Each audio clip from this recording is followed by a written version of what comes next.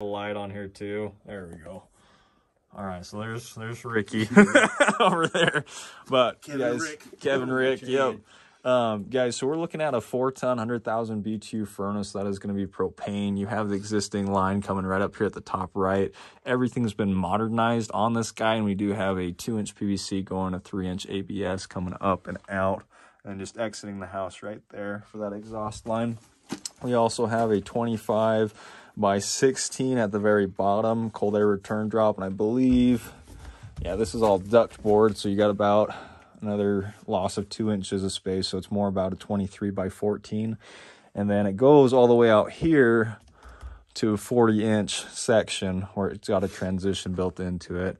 You can see the upper basically plenum and the runs and the trunk line for how they did this system.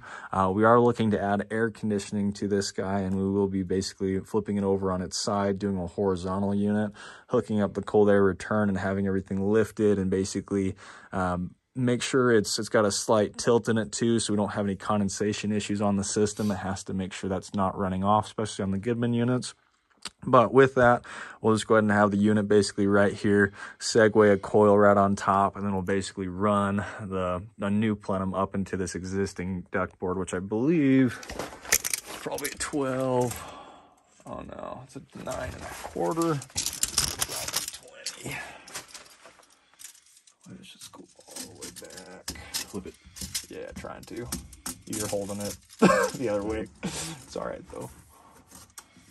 Yeah, so 9 by 20 is what we're running for the whole entire house. So if we just basically bring that over and just hook up into it, that'll work out really well. The drain system, it's not much of a drain system. It's just draining into the gravel underneath the tarp and everything. So it's literally just hooked up here and just terminates right here. From that, we want to just do a pump out. So just go ahead and segue it down, do a standard P-trap with 3/4 inch PVC. And then we do have the actual sewage line and everything right here. So we can either tee off into it and just make sure it's set.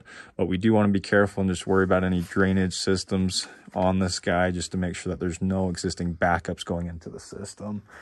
But that's overall, guys, going to be a rough plan. You have a very nice access for the crawl space, and then the entrance is going to be just right over there. We have lights and everything too, which is very nice. But yeah, that's going to be everything.